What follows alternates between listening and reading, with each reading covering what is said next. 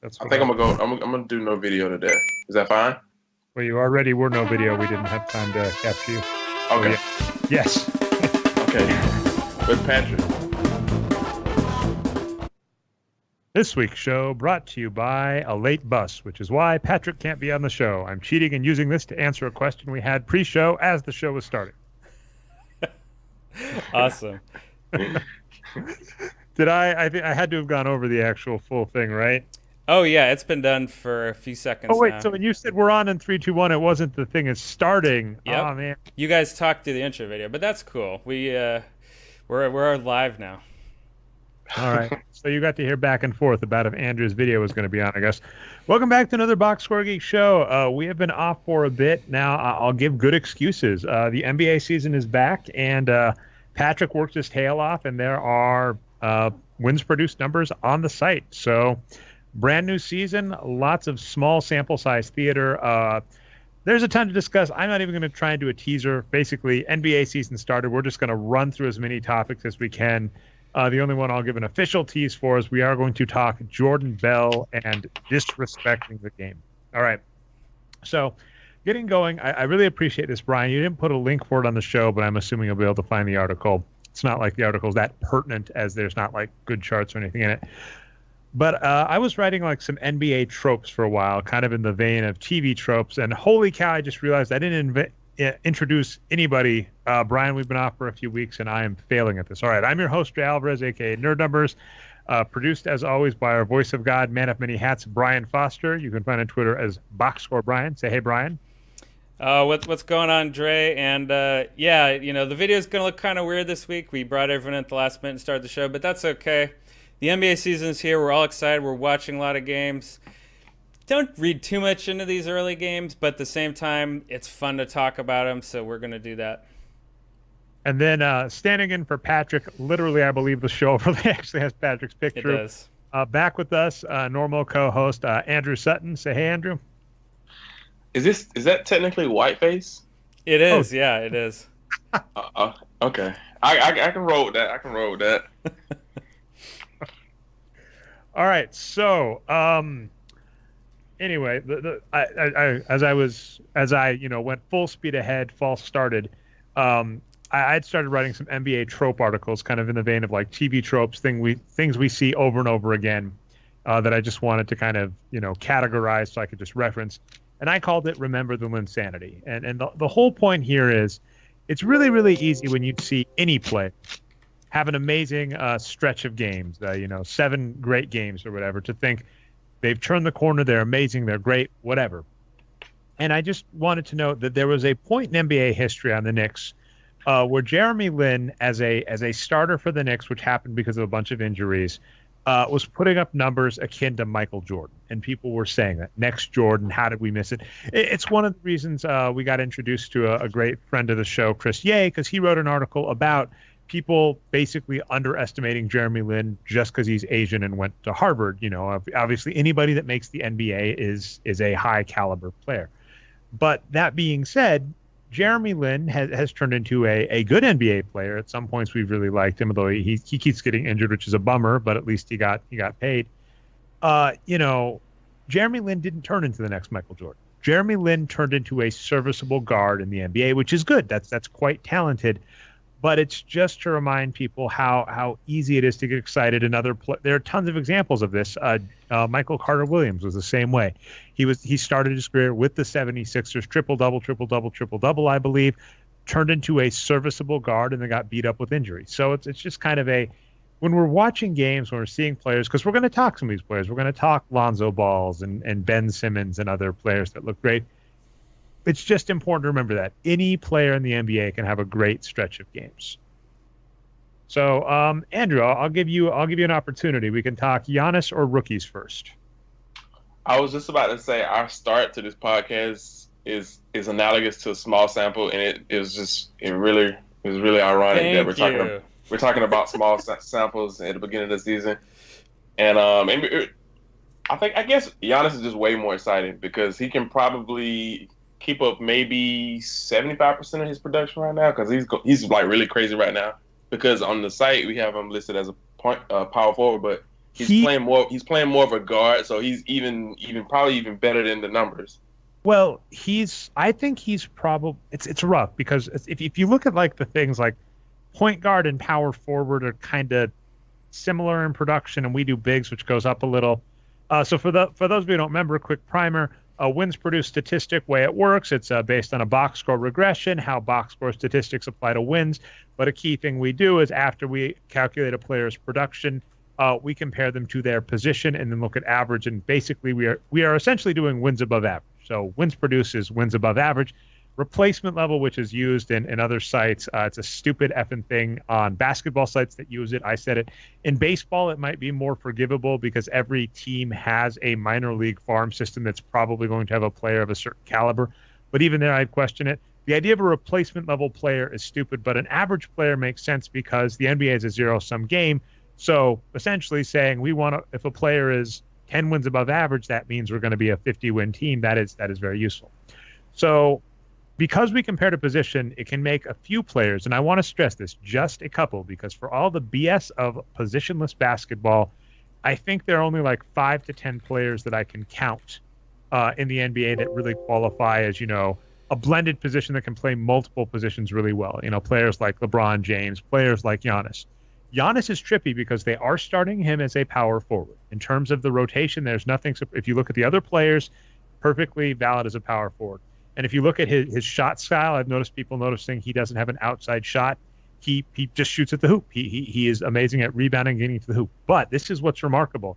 You look at his touches. You can look at these stats on NBA.com, stats@nba.com. Giannis is getting like 100 touches a game, which is up there for a point guard. Like that's point guard level touches at the highest level. So this is, Giannis is really, for all the talk about like the next Magic Johnson, Giannis legitimately is like the next Magic Johnson. We haven't really seen a player like this in over 20 years at this point. Yeah, and it might have been Jason Kidd, of course, coach of the Bucks, said he is Magic Johnson combined with Kevin Garnett, I guess talking about his body type and his defense. So pretty high praise, one of the best offensive and best defensive players of all time. But, based on these first few games, it's really, really hard to argue with that. Well, but what we should know, like what Andrew, what you said is, if he keeps up 75% of his production, the key to note, I saw someone on Twitter, I forget, and they said, Giannis has made that jump to elite this level.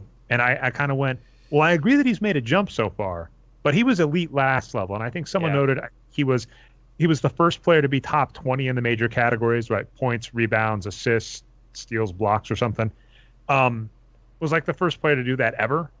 And last season, we thought he was an MVP caliber player. Yes. So it's kind of, we've seen Steph Curry do this. We've seen James Harden do this. We've seen Kawhi Leonard do this. But the key with all three of those players when they did it is we thought all of them were MVP caliber players before, which I'd qualify as like a top 5-10 player. So if he's a great player that goes to greater, that's huge. And I guess one of the important factors about it is the East sucks. The East is horrible. And really it's just Cleveland, and LeBron James is getting old. So, we may have a new king of the East. Yeah, and Dre, I've got a few of the other, kind of MVP watch players. Again, this is dumb to talk about this so early, but, it's interesting to see who's playing well so far, right? Giannis is definitely at the top. He's got 1.4, wins produced so far out of his team's 3 wins. I think that's pretty amazing that he's worth half of their winning production, but I don't think too many people would be surprised to hear that. To cut you off when you get to the 4th person, but keep going. Well, no, the other ones are just LeBron James is number 2. He's played, I've watched a few of their games so far. It seems like he's just kind of a one-man show on offense, even more so than previous years. Comparing him to Giannis, last game because of all the injuries, because of, I believe Derrick Rose is injured, Dwayne Wade is just old. They started LeBron James at the 1 the other day. Yeah, and Tristan Thompson back in the starting lineup, which of course we're very happy about. LeBron is right behind Giannis with 1.3 wins produced. And then the interesting thing is, in this age of so-called small ball, almost all the rest of these guys in the top 10 wins produced so far are all the good big men. DeAndre Jordan, Andre Drummond, Clint Capella's made a leap like we thought might happen. Darren Collison, we won't. put up a 20 rebound game tonight, by the way. Which is not part of this data. This is from last night. So Clint Capella is going to climb. And then, guys like Anthony Davis. And so, yeah, there's, big men are still looking pretty good in the NBA this season. And when we get to kind of the team summaries, there's a few kind of interesting pieces of data there on big men and defense. But I wanted to check this really quick. There might be some mean reversion, unfortunately. He went 3 for 6 today. But I wanted to talk Andre Drummond because he's number 4 on this list. We're talking big men. Rebounding bigs that are huge, which would be DeAndre Jordan and Andre Drummond. 27.5 for Jordan, by the way, in rebounds so far per 48. Sorry, go ahead, Dre. Ridiculous. But no, Andre Drummond, either of you noticed this about him this year? Something interesting? Not yet. Nothing. He was going into this last game getting free throws at 83%. He is a career 34% three-point shoot, or not three-point shooter, free throw. So free throw. He was shooting 83% from the line. Going into this season, 34% career free throw shooter. He was the hack-a-Drummond point at this point. And, why you couldn't have him on the court late in games. If Andre Drummond has figured out how to shoot free throws, look out. I love it. Either of you are excited. Is Andrew still here? Because, yeah. A 50% increase in free throw shoot. I mean, it's small sample size, but that's ridiculous. Couple more interesting guys here, Dre. No, I agree with you. Like, I'm the biggest Drummond fan ever. Other interesting ones. It's just the surrounding talent. It's just I don't think it's going to be enough. Yeah, they're rumored in the Bledsoe trades. And I recall listening to the East podcast with Arturo, and he was getting really excited about Boban playing. I was just like, that's probably not going to happen, though. It's just, we get excited about Boban, we love Boban, but it's just probably not going to happen. It was just like the Jeremy Evans. It's just all over again. Okay, actually, I forgot to put this on the script. I have to get this in. I have an article that is like now 5% to come out because it's not written and I'm talking about in the podcast, and that's like the kiss of death for my articles. But I wanted to say it's finally time to give up on Kenneth Faried. Now, I don't mean that in the sense of Kenneth Faried's not a good player. Quite the contrary. Kenneth Faried's an amazing player. But the Nuggets just don't play him. And at this point, I just want him to get traded. There's a possibility Eric Bledsoe got into... We didn't have that in the script. There's so much to talk about, Brian. We're not going to get through all these. Eric Bledsoe got in a fight with the Phoenix Suns, was tweeting some stuff like, I don't want to be here. Earl Watson got fired as the Phoenix Suns head coach. Eric Bledsoe is now benched. We don't know for how long. And, obviously... It looks like forever. It looks like they've said he's not going to play for the team anymore. He's gone. Exactly. And so I was saying, get him on the Nuggets. We need a point guard, something fierce. And I'm okay losing Faried to get him. Yeah. Because they're just not going to play Kenneth Faried. In fact, I'm incensed. Do you know who the 3rd highest paid player in the NBA this season is? Not Kenneth Faried. Probably Paul Millsap. Yeah. Way to read the room. Yeah, Paul Millsap is the paid player in the NBA. The Nuggets did not need a big. The Nuggets needed a guard. And like what people might note is defense. Well, they'll probably say some combination of defense and Kenneth Faried. That may be true, but the Nuggets last season, I know I've complained about this on shows before. The Nuggets last season were the worst team in the NBA in terms of opponent turnover percentage. Emmanuel Mudiay, who got starters minutes and was a point guard, and Jamal Murray were horrible at forcing turnovers. The only semi-decent point guard we had was Jameer Nelson, who we waived at the start of the season. So the Nuggets did not have a point guard. They had Jokic. They had Faried. They had Plumlee. I don't know why the hell they keep playing him, but they have paid Darrell Arthur. The Nuggets had, arguably, at least based on how they paid them, 4 starting caliber bigs. And they went out and signed a 32-year-old big to one of the highest contracts in the NBA. We needed a guard. So at this point, I'm frustrated. What actually happened is a few nights ago, Kenneth Faried had a great game. I don't have it off the top of my head. I'll try and see if I can get on Basketball Reference while I'm talking. But Kenneth Faried had a great game that helped the Nuggets get a win. And I even had a friend of mine that said, Kenneth Faried's probably going to get more play because he just put up a game. And I said no. And I know you liked the tweet I made right after, Brian. So yeah, just for perspective, Kenneth Faried put up an 18.8 rebound game in 22 minutes against Sacramento. What would you think you should do the next game? Well, then, also 2 steals and a block and an assist. Why not? Play him 11 minutes. They played him 11 minutes in the next game. And for what it's worth, in those 11 minutes, he went 2 for 3, scored 6 points, 6 rebounds, and an assist. So the way I phrased it on Twitter is Faried's got nothing left to prove. And through those first 3 games, Dre, I've got it up on the screen right now. So before we were looking at the top total win producers, Giannis is leading that so far. But if we look at per minute producers with a 20-minute floor, that seems pretty lame right now, I know, because people are up over 100 minutes. But, weeds out the total crazy ones. He's got 40 minutes played. He's the second per minute win producer in the NBA. Yeah, and again, so that's the point. At this point, to me, the Nuggets have no excuse. Another statistic I looked up, from 2014 to present, so the NBA, the 2013-2014 season to present, so that's not quite technically 5 years, but almost 5 seasons. Only, I think, it's 9 or 11. It's 9 players have 3+ games like this, and 11 players have 2+ games like this. The game I'm talking is 2020s, 20 points, 20 rebounds. So there are only 9 players in the NBA over the course of the last 4 seasons who have put up 3 or more 2020 games. One of them, of course, is Andre Drummond, DeAndre Jordan. These guys were expected. Faried is one of those guys. He is the only player on the list of players to crack multiple 2020 games in the last 4 seasons to not have a season averaging over 30 minutes per game in the last 4 seasons. So at this point, I'm just frustrated. Now, the one caveat I'll give, and if I do write the article, I'll put this. If there is some unknown medical information I don't know about Kenneth Faried, and it turns out he has asthma or, some knee issue so that they can't play him. We just discovered this week, there's so much news, Brian. Another story. Markelle Fultz's arm, they were draining fluid. Yeah. There's argument that he may have hurt his arm trying to correct his shot, and that he's playing on a broken arm, essentially.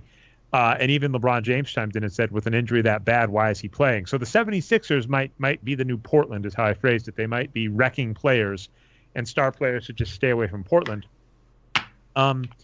So if we discover in the future something about Faried as to why he cannot legitimately play more than 30 minutes a game on average, I'll eat crow. Fine. But until then, why the hell did the Nuggets give him $15 million a year? Why aren't they playing him? He has nothing left to prove. And if he did, with how well he's played, Paul Millsap was exactly the wrong type of player to get. If I were him, I'd be incensed because he's going into a contract year next year. At this point, I love Faried more than I love the Nuggets. Trade Faried away, free Faried. At this point, if the Nuggets don't get a guard, I'm just going to be sad, and then I'll be saying free Jokic in 3 years if they don't get a point guard or Jokic. Yeah, so I would just like to make the point that no one should be surprised when a bad franchise is dysfunctional, because it's just I think that goes with just being a bad franchise. Look at Sacramento all these years, Minnesota with it tumultuous up and down past 15 years, 13, 14 years without being in the playoffs. And then Phoenix, their rookie Josh Jackson got fined $50K for I think giving the finger to someone. So their team is just falling all over the place. Wait. So you get fined as much for flipping someone off as you do for throwing a mouth guard at them? All right, makes sense. Steph Curry's evil, though. We found that out. Yeah. Well, what's? Oh, by the way, I had this thought in my head today, Brian. I have to get it out for you. I don't know if the Warriors are light years ahead of the rest of the NBA. That might have been. But in regards to their division, light years ahead might be an understatement. Well, so before the season, I would have said that. The Clippers are looking decent, though. And, yeah, I don't know if we're ready to get into teams yet. But okay, so let's be careful. I want to make sure. I want to make sure you are both on board. I can kick either of you, although I'm not the producer. So actually, Brian, it's like me yelling at the coach. You can kick me out of the game. We're not, we started small sample size. We are not a results-oriented show in the sense that if you just look at results without looking at the conditions, yes, it doesn't mean anything. So when you're saying it looks like things are going okay for the Clippers, well, let's just know that the reason the Clippers are doing amazing, we just said this, was DeAndre Jordan. And this is a player that 2 times was almost pried off the team. Essentially, the team had to be convinced to give him the money that he was worth. Like it just feels like I've mentioned this kind of strategy before. If it's draft night and the Spurs call you up and say, hey, we got a deal for you. We're going to trade you this guy if you draft this guy and give him to us. You hang up the damn phone and you draft that player and you keep that player on your team. That's what you should do. So what the Clippers seemed to do with DeAndre Jordan was the Rockets, not the Rockets, the Warriors, right? The light years ahead Warriors, when they were first starting to rebuild, Warriors came after him and offered him a max deal, and they were like, maybe we should match the Warriors. And then Mavericks are a little rough right now. They're not going to make the playoffs, but the Mavericks came after him, offered him a max deal, and they said, maybe we should do what the Mavericks say. So, like, I feel like the Clippers, the reason they're doing well this season is they cheated off someone else's test, but then also they still have Avery Johnson on the squad, and they lost Chris Paul. They were so bad that Chris Paul left. So wait, Avery Johnson, he hasn't played in a while. I think you mean someone else. How am I missing the name? What was Rivers, Austin Rivers. Oh yeah, Austin Rivers. I was just about to make the point. I mean, they're gonna just be better by virtue of getting rid of Jamal Crawford, and if they got rid of Spates, if they got rid of Spates was actually pretty decent with them. Oh, was he? I mean, he was. I mean, he was a below average, but he wasn't like as bad as Crawford. And if they got rid of Austin Rivers, they would get better just by getting rid of those two guys because they were negative producers. Man, the East, by the way. So we don't normally try and do a live show, but man, the East is a dumpster fire. The Cleveland Cavaliers with 26 minutes left to go, or not 26 minutes, with 26 seconds, much more important, are down 4 to the Brooklyn Nets. The Brooklyn Nets, if they win this, will have the same record as the Cleveland Cavaliers in the East. That is bananas, dude. Bananas. Yeah, good old the Nets. So, go ahead, Andrew. But the Nets, aren't they doing like fast-paced, high offense this year, right? Yeah, they're playing super fast. It's really interesting. And I mean, the Lakers are playing really fast too. They're playing like they're I think they're number one in pace right now, that's not going to help them like record-wise because I mean they have generally they have a lot of rookies and young players, so their team is going to be kind of up and down, mostly down because that's just what you're going to get from rookies. Well, I mean, there's some other the Lakers. I was very excited with the Genie bus taking over, and I was excited with Magic Johnson and that we need to win now and all that. That's great, but some of they still seem to have I would argue a talent issue, and that they picked up Brook Lopez, who we've always like maybe 5 years ago we would have said this guy has some upside, give him a shot. But at this point, we're like, he is a good, not great center, but they gave him a lot of money. He's definitely the worst Lopez. Definitely, yeah. Well, it's been interesting. They've been up and down, but yes, Robin Lopez has definitely had a higher ceiling and a better full season. So it is just one where, yeah, the Lakers. Why don't we get on to rookies with that? There's so much news. But Lonzo Ball and Ben Simmons. So for what it's worth, Ben Simmons is looking freaking amazing as a rookie. Although what we enjoyed right before the show, so Brian and me were talking back and forth, and Brian saying, well, Ben Simmons looks great, and B doesn't look that impressive. But he's still getting the hype. Like he's got fake numbers, not fake numbers. You know what I'm trying to say, Dre. He's not producing. Because he has fantasy numbers. Yeah. Okay. So as kind of a tutorial, if you don't know, if you go to boxscoregeeks.com in the top bar, or if you're on mobile, there's the little drop down. You can click tools. Now we actually have like 4 tools that we built that we haven't gotten around to putting up here. But there's the one tool we have is a comparison engine, and you can put any player for the current season in there. And what we do is we will tell you, here's how good that player is. Here's how good that player is compared to an average player at their position. So Joel Embiid, we currently think is a below average center. We compare centers to power forwards and bigs. So arguably from the past, by the way, that's gotten worse. Now, here's something we should know. There's a few things. So we talk small sample size theater. Currently, the average big is averaging 58% true shooting. So Joel Embiid is averaging 56.1%. We've had this discussion about the best way to do wins produced early in the season. One possibility would be to compare to last year's numbers, but because we're comparing to this year's numbers, players like DeAndre Jordan and Andre Drummond are going to break the curve. So I don't want to bash him too much there. So he might actually be average, but Rebounding, he is a Haas at defensive rebounding, below average at offensive rebounding, great at assists, but there's some good news, bad news here if you're a Joel Embiid fan. His fouls finally are below average. And that's a good thing. So obviously, since fouls are a negative statistic, below average is a good thing. In his first season, those 31 games of his career, Joel Embiid basically was guaranteed to foul out every game. He was on a minutes restriction, but it didn't matter because if you let him play the full game, he was going to foul out. But now he's actually on a pace where he could play a full 48-minute game without fouling out. But his turnovers are still at 8.1. And the reason this is key, for those that don't know, a missed shot and turnover, a missed shot is like not even as bad as a turnover. A turnover is the worst possibility because a missed shot, right, you might be able to rebound it back. But a turnover is just getting rid of a possession. It's wasting a possession. So the good news for you if you're a Joel Embiid fan is the centers are going to calm down, right? There's no way they keep up this hot pace of play. So his scoring looks good, but just currently it's not as good as some other players in the NBA.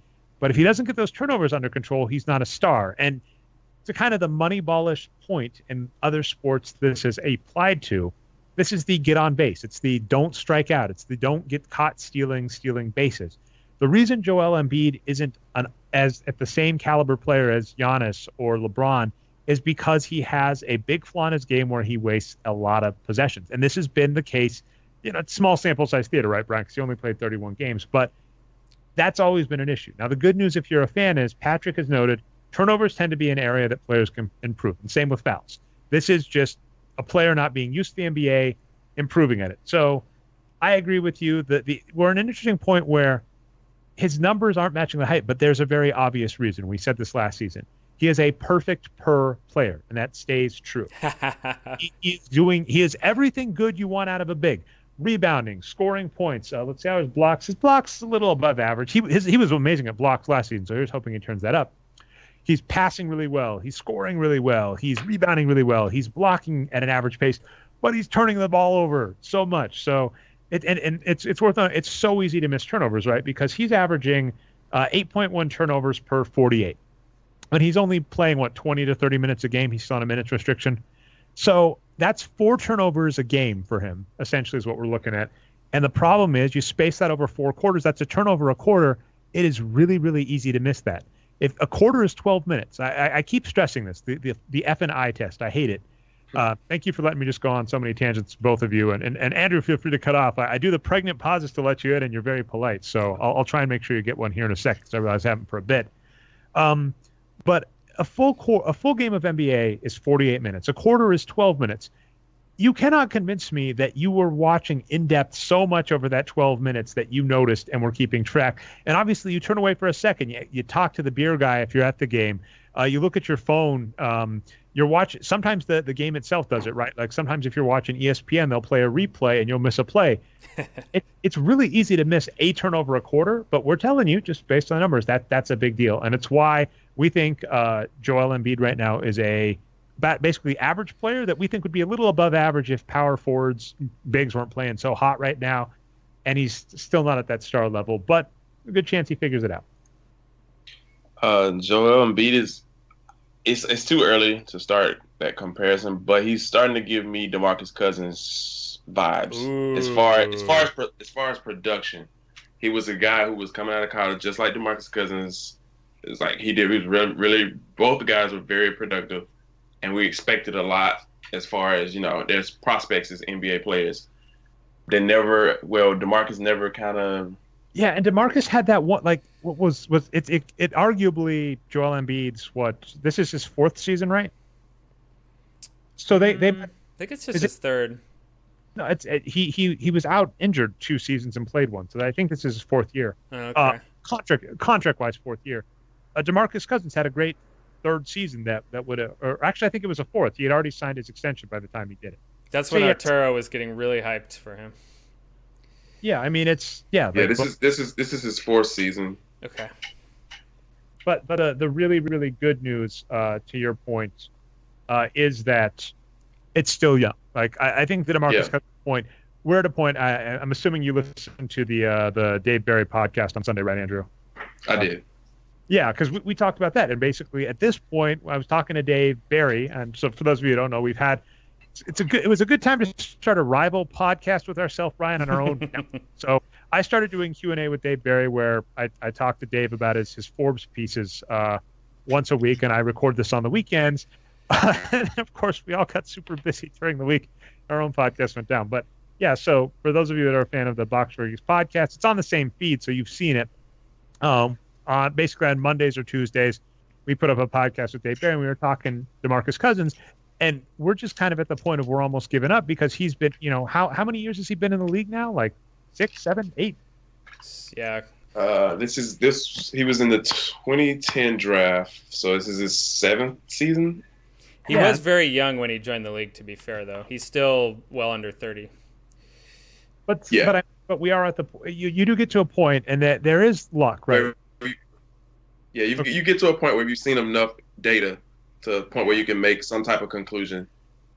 And well, it's not necessarily. I mean, we're not saying it's impossible. The player I always bring up is Zach Randolph. Zach Randolph is if you want a freaking silver bullet, or I'll call it the stupid silver bullet, because what I always love is we talk a trend, right? We're like, such and such and such is stupid, and they'll go, but what about blah, right? We'll say small ball is stupid, and they go, what about Golden State? And they're like, you got me, Draymond Green and Kevin Durant, small ball.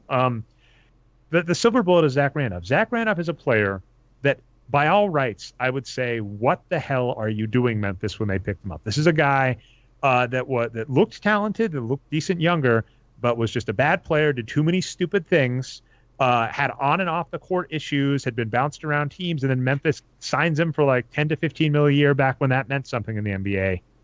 Looked stupid, and he turned it around. And we have theories, we've talked to coaches, where him hanging out with Marc Gasol affected his personality and like who he was hanging out with and all that. That's the hypothesis. Eric Weiss is the guy. So if you need like a sports psychologist to help out your team, go to him. But the point being, almost no one else does that. No, like we've had thousands of players in the NBA, and if you even restrict yourself to draft picks that looked great, so maybe top 10 over the last let's say 20 years, right? Because that's since like the newish system. That's like 200 players, and most of them flame out. So you've got like a 1% chance based on just previous data of it turning around. And I found our argument's going to be coaching can turn a player around, but most teams can't do it. But I find it's like most teams take that as a challenge. We go, it is really, really hard to coach well, just get good players. And they go, no, but our coaches are special. Our coaches can do it. But or it could just be simply an outlier season. Like DeMarcus's time in New Orleans is way different from his tenure in Sacramento. It might just be because he's playing next to another big man instead of in Sacramento. He was the center, so he had more responsibility as far as production was concerned. Now he shares the load a little bit with Anthony Davis. But then I can give a little, like, that's the funny part. We can give a little to scheme and all that, but he still seems to be making stupid mistakes. And so that's kind of what when we're talking Embiid. And again, way too early to know. If Embiid still has a problem with turnovers in a season, and of course is playing, right, because injury has been a major concern. If in a season Joel Embiid is still playing and is turning the ball over once a quarter, we can say he is making mistakes, and we're questioning what he's going to turn into. And that's what we're saying about players like DeMarcus Cousins. But again, too early to know. But we're just saying slow your roll to people that are getting super hyped. Now, that being said, Ben Simmons looks great. But the funny part is, right before the show, let me just verify. Man, Brian, I will say this. I upgraded to a Mac Mini. It's like the little square thing that goes on from my Surface Pro. I can actually surf and talk, and it's amazing. It's amazing to have an actual computer to use when I talk. The only real thing I need to fix is not fixed, but I have my headset going through a condenser for my mic that you can see here. So they both go through the same stuff. An autoplay ad comes, you all get to hear it. So I need to be careful. Ben Simmons had been looking amazing, but this last game, he actually did decent at assists, but same issue as Embiid. 4 turnovers, and then he only went. He did the auspicious more shots than points club, right? 17 shots, only 14 points. So who knows? It's too hard to tell. But he is, Ben Simmons is looking great. Lonzo Ball is below average, but they both look like they have upside. But the reason I wanted to talk the rookies is that exact reason. These players that might turn around franchises, they look strong. They definitely have. They're doing stuff that we like. Ben Simmons and Ben Simmons and Lonzo Ball, the reason we like these types of players, and we did, by the way, these were both top of our draft list coming into the NBA, is because they do everything. We've knocked players that only score, like Markelle Fultz, right? I believe his college numbers, he's a great scorer. If he can't score in the NBA, what good is he going to be? And his arm's messed up, so it may very well be that Markelle Fultz is done. I was just about to say, I don't think they should be playing him at all. I don't think he should have been playing. Just like last year when they played Embiid basically on a bad knee and didn't know. Well, apparently they say they didn't know that it was that as severe. But as much as they poked and prodded through these doctors and stuff, it's kind of sad that they didn't know. There is no scenario that's good. Either A, they had a player that had been coming off multiple injuries, that had an injury that they didn't notice, which means their medical staff is incompetent, or they knew there was an injury and they kept playing him in a season they had no shot of doing anything at, right? They finished third in the draft lottery. So like it's inexcusable regardless, right? It's inexcusable from what were you doing? And it's inexcusable. Oh, that is really fascinating. I'll make a comment about something else in a sec. It's inexcusable from a competency standpoint, and then if you want to go with they weren't incompetent, they knew that it's inexcusable from that. So, I mean, at this point, the funny part about, we'll put in quotes, the process is Philadelphia. It may not matter how well they draft if they're just going to keep injuring players. We could be extra mad because it's entirely possible there is a crop of talented players that had they gone to Phoenix back in the day. Remember when Phoenix was good and had a reputation of being a medically astounding team, or San Antonio, if they'd gone to a team like that, maybe they would have been good. But at this point, I don't have much faith. And then, for all the hype the 76ers are getting, they're 1-4. So. Yeah, and Dre, that's my whole point on Embiid and the 76ers is just about calibration, right? So like we've been saying, Simmons has been one of the best players in the NBA so far, and he definitely been the best rookie, right? So we're like, okay, fine, it's a few games. Let's see what else you can do. I can see why people are excited for him because his, just the style, again, the eye test has been amazing.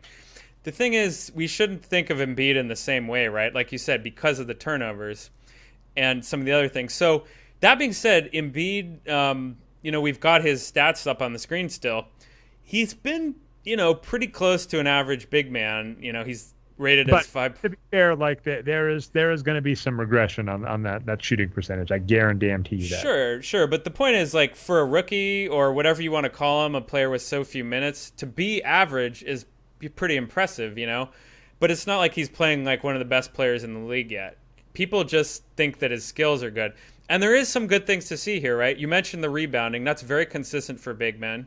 So that's a good sign to see that he's actually playing like a real big man. A lot actually don't.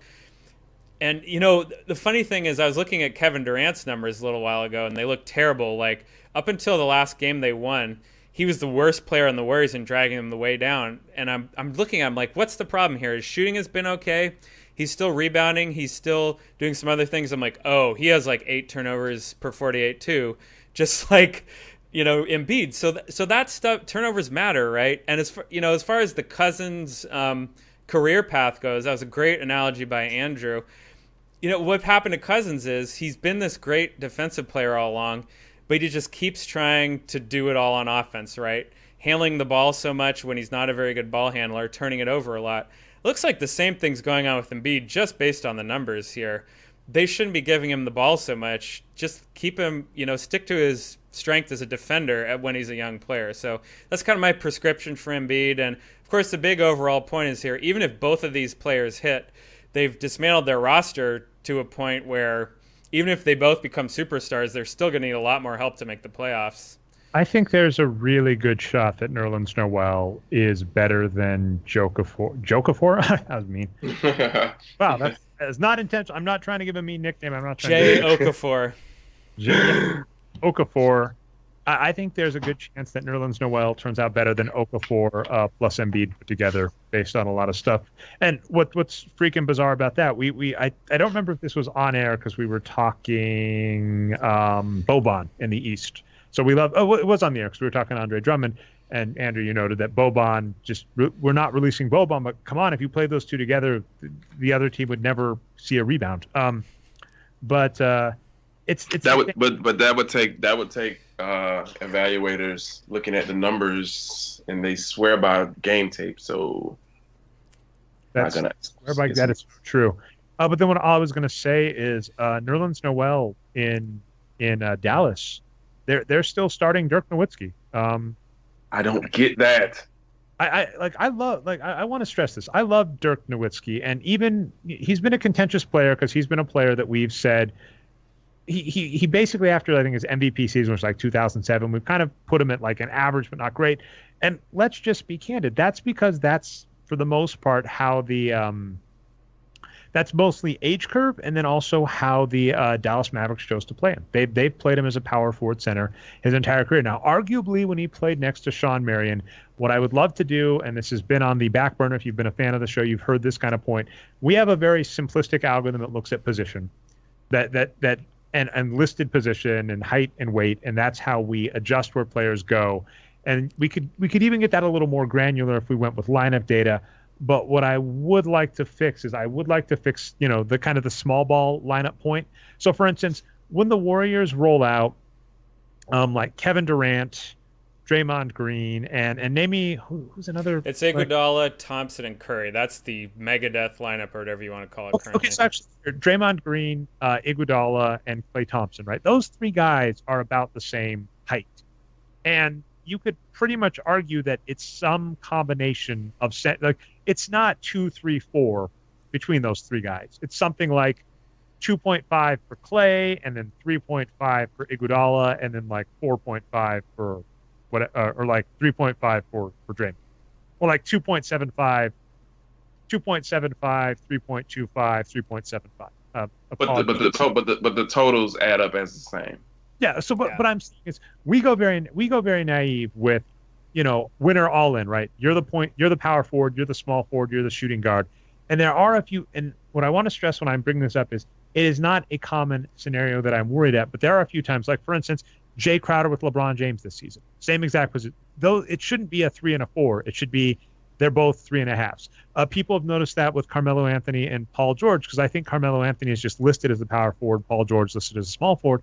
Those two guys, when they're playing together, they're just splitting the 3 and the 4. So that is a fix I would like to get in. I would love to get it in with lineup data because it's an interesting one, right? Where Dirk Nowitzki was the 4 or 5 without Sean Marion in any lineup. If you looked at the Mavericks without Sean Marion, even when Sean Marion was on the roster, Dirk Nowitzki was getting played as a 4 or 5. But when he was next to Sean Marion, I would say you could call them both 3.5s based on their skill sets. But the only point being, Dirk Nowitzki, he keeps getting starters minutes. He keeps getting played as a big, and it's just baffling to me. I don't get it. And so Nerlens Noel is interestingly enough in a Boban situation, a super talented player on the bench, and we don't get it. I think Mark Cuban is just really loyal, and that matters to him more than winning in some cases. Be careful about that because I love Mark Cuban actually as an owner. I think just his personality and stuff he does, and that he actually will fight for things, not just for his own team. He'll fight for things outside of the game that make the game better. So I really like Mark Cuban. Helps certainly that he follows me on Twitter, so obviously I'm talking up.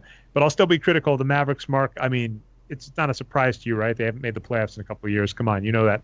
But what I was going to note is he has a GM and he has a coach. Rick Carlisle gets $7 million a year. So it's not necessarily that Mark Cuban says this. And in fact, that's always a hard, contentious point about teams. We don't know who is making the final call, and sometimes that was the whole point of Moneyball. That was kind of a myth. The movie, the Moneyball, the Art Howe versus Billy Beane contention, that wasn't as real in real life.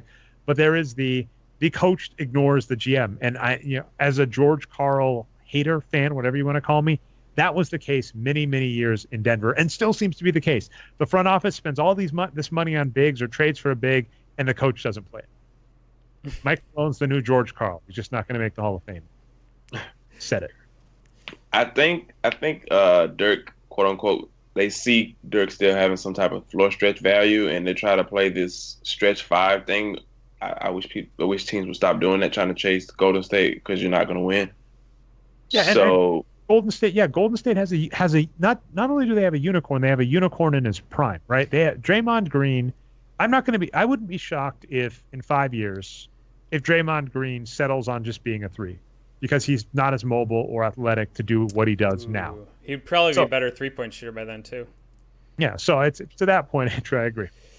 Love it, Dre. Okay, And so and it's so funny that they got a Draymond Green-esque guy from the draft and draft trade in Jordan Bell, who's been amazing. Oh yeah. He's been one of the best per minute rookies as well. I gotta steal that for a segue. So yeah, first off, Brian. Oh, can I get one thing in, Dre, on that real fast? So I'll that because I have to look up his numbers. So yeah, what do you got? So I've got a sample size of 1 for that, the eye test here, which is the very first game of the season, or I guess it's the second on the first day, Houston versus Golden State. So what happened in that game?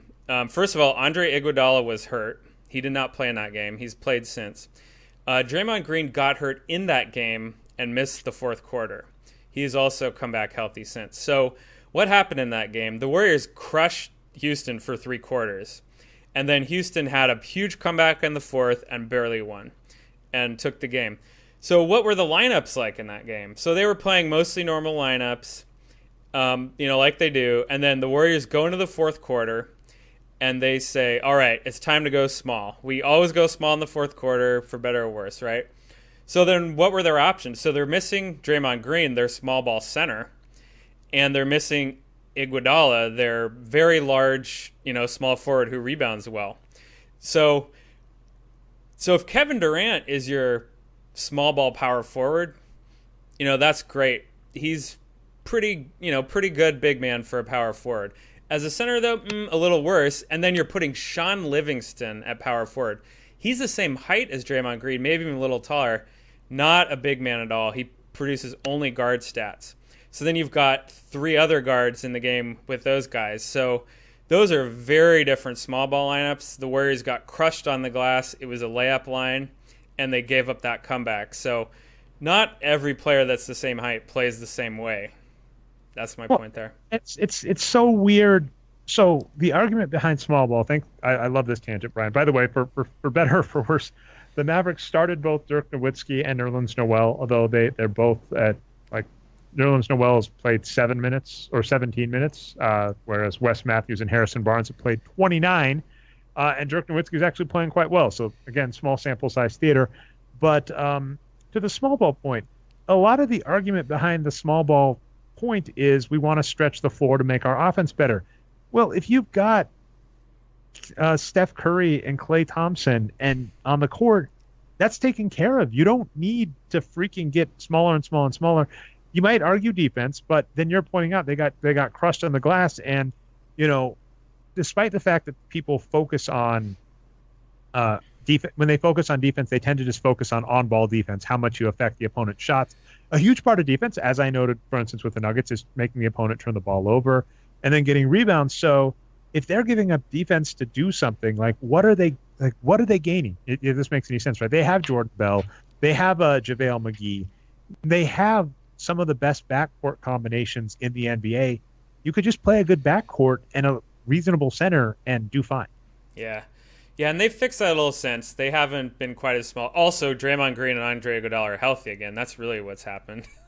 But the other thing another problem the Warriors are having is they are fouling a lot. They are one of the most teams that's committed one of the most fouls so far this season. And if you're a small guy trying to stop a big guy from dunking, you're going to have to foul them. Yeah. So I mean, I think it's hard for the Warriors to mess up because they do win one of our just normal comments, which is play productive players, and pretty much all of their players, but Nick Young are productive. Although this year that's not true, but he will regress. But I'm just we'll see. Be careful what you. Yeah, I was gonna say be careful. But all I was just going to point out is I think it's the funny part about the light years ahead is I think it's easy to overthink yourself sometimes. I think the Spurs might be in the same place where I think some of these teams that are really good, they go, we're really good, so that means we have to do complicated stuff. But just as a metaphor, people call Tim Duncan a boring player because he would just make very routine plays. And it's like, you know what? Routine plays can win in the NBA. Harkening back to the podcast with Dave Barry, he made the note that I think everybody knows.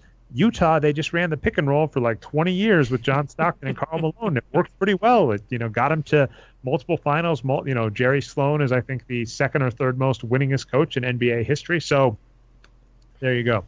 Speaking of Jordan Bell, first off, I didn't realize this. So I'm extra happy, Brian. I hadn't realized his numbers were amazing. He's pulling a Wilt Chamberlain where his effective field goal percentage is higher than his true shooting percentage at 90%. I think it goes without saying he's going to regress from whatever the heck is going on. But we love Jordan Bell. As a reminder, Jordan Bell was really high on our pre-draft sheets. And then Chicago drafted him. We were like, oh, man. And then it turned out that Golden State just bottom off Chicago. Chicago had, without question, the worst draft lottery. Is this right? There's no way anybody beats them. They had to have the worst draft lottery in the history of the draft lottery, because what they ended up doing is they did 2 draft day trades. They traded away Jimmy Butler for picks that sucked and players that sucked, right? They took back a bad player and gave away a pick, and they traded away Jordan Bell. I don't think unless one of you is a better NBA aficionado in terms of history than me, that's got to be the worst draft in the history of the NBA. I'm calling it now. I mean, well, so I would say it's strictly like the star movement, is bigger than the draft picks themselves. So has any team shed a better player than Jimmy Butler on draft day without getting, anything in return like the Bulls did? That would be the question, I think.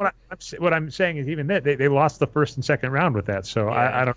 And Andrew knows history, so you're not piping up, Andrew. So I've got to assume it. Yeah, I mean, time will tell, because I don't know. Jordan Bell is giving me Ben Wallace vibes.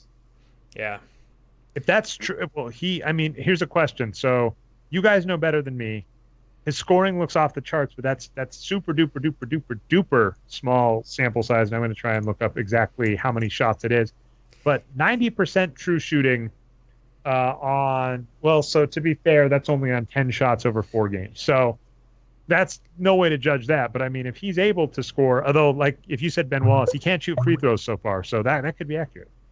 Yeah, I mean, so obviously I've watched all his games and everything. He's an interesting player. So I don't think he's the rebounder or shot blocker that Ben Wallace is, or even Kenneth Faried. Well, no, 4.6 offensive rebounds per 48. That's pretty good. Blocks per 48. His fouls are below average, or right at league average, almost 3.1. Average big puts up 3.2 fouls. Steals are at average. His one problem is fouls. He does have the foul problem. So, I mean, if he can get there, like Faried and Wallace on those stats, I'll be happy. I think he'll obviously overachieve for his size. His passing has been, I don't know if it's reflected in the assists, but let's see. Let's get his actual numbers up here. 6 assists per 48. The average big is getting 3 right now. So that looks pretty good too. So his rebounding is above average, but not amazing. So in terms of his shooting, he's only catching lobs and dunking at the basket, which we think is great. Obviously, conventional wisdom is like, oh, that's easy to do. No, of course it's not. If you can be Tyson Chandler, get all these close shots to the rim, that's great. So we think. In our inner Patrick, that if that was so easy to do, most players would do it. And exactly. I mean, it's dumb as fantasy football is a big deal, and football is going on right now. I'm a Packers and Broncos. I'm normally hedged, dude. I'm a Packers and Broncos fan, so normally I have at least one team to root for. This season is rough. Aaron Rodgers went down with a broken collarbone, and the Broncos, I think, lost their entire offensive line. But it would be like in football saying about receivers, all they do is catch a ball. Like that's the exact same argument you're giving when you're saying all Tyson Chandler does is take easy shots, all Jordan Bell does is catch lobs. It's like it's the exact same point. In the NBA, to do that, you have to get open to get the pass or get to that position. It's not easy. So yeah, every single thing NBA players do is impossible for anyone not in the NBA. It's just some of them look more difficult than others, so we judge it that way. It's so dumb. Well, yeah, that's all I got on Bell. He looks great as a player. So Jordan Bell looks great, and I mean, our argument would be, especially your team routinely, Brian. We've had this conversation a few times. It's funny. I feel like I'm giving you a performance review. Brian had this talk a few times. There's a problem with rebounding with the Warriors. Yes. The Warriors seem to, they drink their own Kool-Aid so much, I think, sometimes on small ball. And with Jordan Bell, what's freaking amazing is they can just play 2 decent bigs, and one of those bigs can be Draymond Green. Play Draymond Green and Jordan Bell. Draymond Green and JaVale McGee. Just play a normal big. Zaza Pachulia, though Zaza's starting to worry me just in age, and so is Andre Iguodala, but is what it is. It's interesting. Like, you already are winning. Like, the score on outscoring the opponent, you're already going to win that no matter what. Stop trying to win there. Just don't lose on rebounds. Yeah, so I mean, I sent you guys kind of a convoluted email about it that I'm glad you didn't reply. It's kind of a weird email. But basically, I've been trying to come up with this analogy for, how to think about winning a game in the NBA. And I won't go into detail on that, but are you able to get the video up, Brian? You have to, okay, I'll make you a deal. We can talk Jordan Bell disrespect. You've actually got to get this up. oh, I didn't respond to this, Brian, because I loved it. This may be I agree with Brian, and Andrew, I'll have to let you chime in too. It's the most convoluted metaphor, but it is the perfect metaphor for like managing the NBA. I'll bring the video. So Andrew, I got to ask you a question. I recall we don't have you copied on the thread because I think unless we expect to ask on you, but just the Jordan Bell disrespecting the game by lobbing himself a dunk with 3 minutes to go in a 25-point blowout of the Dallas Mavericks. Do you care at all? I mean, I don't care at all. Don't care at all. Because it's 3 minutes left in the game. You still got to play.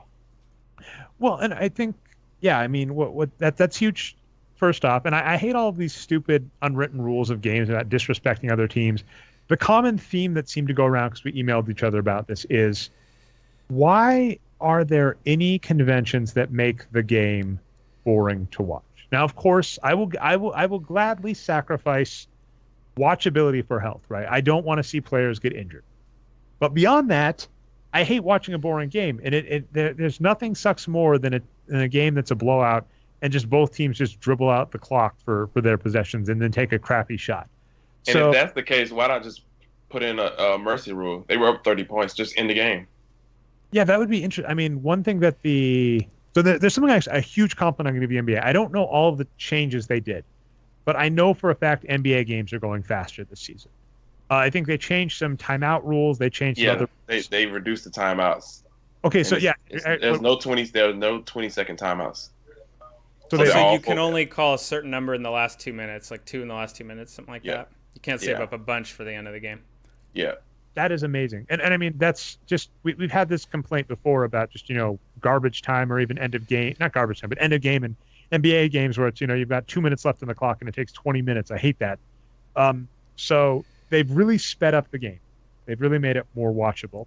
And then one thing they've really done is they've embraced fantasy sports. And that's actually really huge because one thing that can make people watch the games is you will watch a game that doesn't matter because of fantasy sports implications. So the NBA is doing a really good idea in terms of increasing fandom, which I love because the other sports, like the NFL at this point, there's so much weird going on that we didn't even get a chance to get into Kaepernick and Trump, and we don't have time to. But the NFL is weird and has been weird for years, and I think they're the most popular sport in the USA, but we'll see where they are in 20 years. Major League Baseball seems to hate their fans and hate doing anything to make the game more watchable. So I love that in the NBA, but this is one of those things that still bugs the hell out of me, which is the boring end of games when it's a blowout. So I'm a fan of anything that makes you watch, and I might tune in to watch the Warriors if I think Jordan Bell is going to do something exciting. We were mentioning, players file out of the stands when it's obvious the game is over to beat traffic. So making the game watchable is good.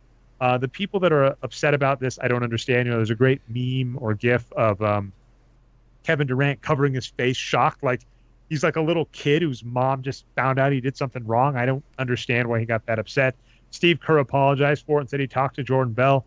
Now, I'm with Andrew. There's still a game to play. You play the game, and if the game is, that's one reason people like the Warriors. They're exciting to watch. That's one reason with Chris Paul and DeAndre Jordan, people like the Clippers. They're exciting to watch. So keep the game exciting to watch. If we're going to go for this stupid mentality of these athletes have to give it their all, and I hear so many BS narratives of he doesn't try, he doesn't want it, whatever. For all that crap, it should be acceptable for them to play hard. All right, I got two things, Dre. So first on this sportsmanship, so I agree with everything you guys said. And just to add to that, Jordan Bell is a second-round draft pick. He's playing for a roster spot. He's playing for his career right now. And, visibility and increasing, his how people think of him as a player matters for his next contract, for his endorsements and everything. And on top of that, he said, yeah, all these millions of paying customers love it, but one guy basically doesn't, Rick Carlisle. Super weird. It punishes the young players for, the sake of some old guy's ego. that's really weird economically, and whatever justice aside. Secondly, on what we were just talking about, the chasing the long tail of the small ball. So the video you're asking me about is this video I emailed you guys that I was showing a little bit earlier.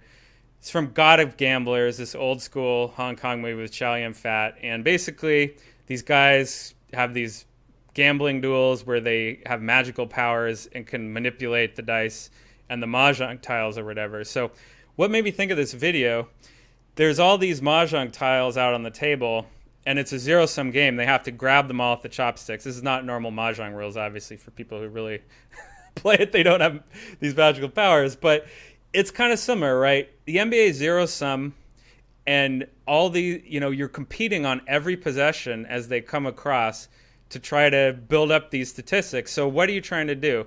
It's like you're trying to build a house brick by brick, right? Each possession, you get a brick, and you steal it from the other person who's also trying to build a house, and you're trying to get there first. So yeah, and so every time one of these comes across, you need to be able to do it. Like, you need to have rebounders that could grab the rebound. You need to have shooters that could take the open shot. You need to cover all these potential avenues of winning. So if you go all in on just trying to do small ball and only shooting, you're going to miss all these mahjong tiles that you could easily get for chasing that one you're already going to take. So that was all my analogy was on that you're asking about, Dre. It's the and I was watching the video in the background. That's great. He's so young in that, Chow Yun-fat. I love that guy. 1989. Wow. All right. But yeah, I mean, it is. I've heard, like Jeremy Britton's come up with that too. Like ping pong is another common. But the reason I like this is your point, where it's possession and points, and you're going at each one is. I like the brick by brick. So yes, we'll include that show note. We might have to call this like mahjong duel. We've hit about everything, and we're gonna be right at an hour. So Andrew, I'll let you get last topic, and then we'll call it a show. I was going to go right into shout-outs because I was about to shout out Arturo for nailing that Capella because he just had a 20-rebound game tonight, 16 and 20. So just like he really nailed that draft when he had him as his number one prospect in that draft. And then Capella, I mean, that was one. I'll be fair in that we said this, but I underrated Capella and I underrated D'Antoni last season with the Rockets when I didn't think they were going to be able to bounce back from losing Dwight. Capella has been amazing. He's an amazing young prospect, and he was easily made up for the loss of Dwight. That team just needs to get rid of Ryan Anderson. I don't know, and I mean, when people were excited, it might have been Carmelo Anthony. That's silly, but yeah, Capella is freaking amazing. I agree. I'll give a simple shout out. This is a rough one. I'm going to give a shout out to Gordon Hayward. That just sucks. I know we missed it. We didn't have a show that week. But he's going to be out for the season. The Celtics are already at the point where they're going to be taking a insurance exemption because of it, because it's that bad. Who knows what he's going to be like when he comes back? We loved Gordon Hayward. Despite some of the knocks we gave the Celtics, I never want to see top caliber players get injured. So big esports guy too. We got Blizzard or anybody, just anybody. Jeremy Lin also is out for the year. Shout out to him. Yeah. Okay. Yeah. Well, not anybody get injured. Well, that's an interesting one. But yes, in general, we are not fans of harming people around here. So I'll phrase that. So it just really sucks. The Celtics. It's just a bummer. Whenever the NBA loses a top 20 player for a stupid reason, it sucks. So hoping them all the health recovery in the world. We'll see what happens. Any shout outs out of you, Brian? Yeah, I do have one shout out actually. Scott Brooks, NBA coach. We're not very big fans of him as a coach necessarily, but I love something that he said this week. It's on Candace Buckner, who's a reporter, posted this comment from Scott Brooks about LeVar Ball, actually. He said, people talk about his dad all the time, him being Lonzo, LeVar is his dad. Hey, I mean, my father left me at 2. I'd love to have a father around like LeVar is around and talk to him and pump me up with confidence. To me, that's every son's dream, and for some reason he gets criticized. No question, he's got a little of ambition at times, but he's around his son. I have no problem with that. He could temper it, but I would have loved to have my father do that. So, good guy, Scott Brooks, with that comment. I'll say this. So, yeah, that's a good one, but let's attack this again. One, just note, if you're going to be mad at LeVar Ball for typing up his son and trying to make money off his kid and all that jazz, If that annoys you or irritates you or you think that's wrong, then the NCAA should make you infuriated every second of every day. If you go on Twitter and are mad at LeVar Ball, then you should literally open your mouth and be screaming nonstop the entire year about the NCAA. The NCAA hypes up these kids, puts them on ESPN and all that jazz. Definitely hinders their progression, right? We've heard so many times, even irrespective of the scandals, right? I'm trying to think of the schools. UNC is the big one. What's the current one? That's Louisville and Rick Pitino is a big one right now. Rick Pitino. That one's interesting because I wasn't even going to go that far, but of course that's bad too. But the paper classes. So I'm saying these schools already get in the way of kids' education. And yes, I'm going to say kids right there. They're like 17, 18 years old when they go to college.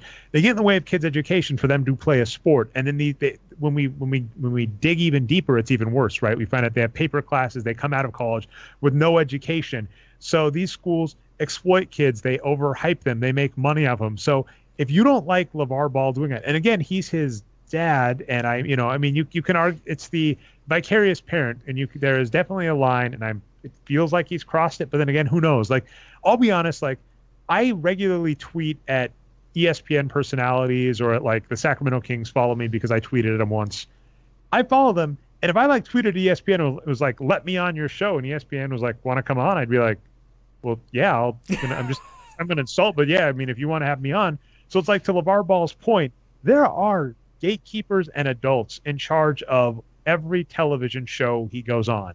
And they made a decision to go on. So when we're sitting here going, LeVar Ball, what a clown. And by the way, this is, I'll end on a Trumpish note. This is what got this is one of the reasons, I hate this is the reason, there were like a billion reasons Trump got elected. But this is one of the reasons Trump got elected is all these networks are like, he's a buffoon and a clown, but he's rating, so we're going to put him on. So don't be mad at LeVar Ball for taking advantage of opportunities. It's the same point you make about like athletes taking multi-million-dollar contracts.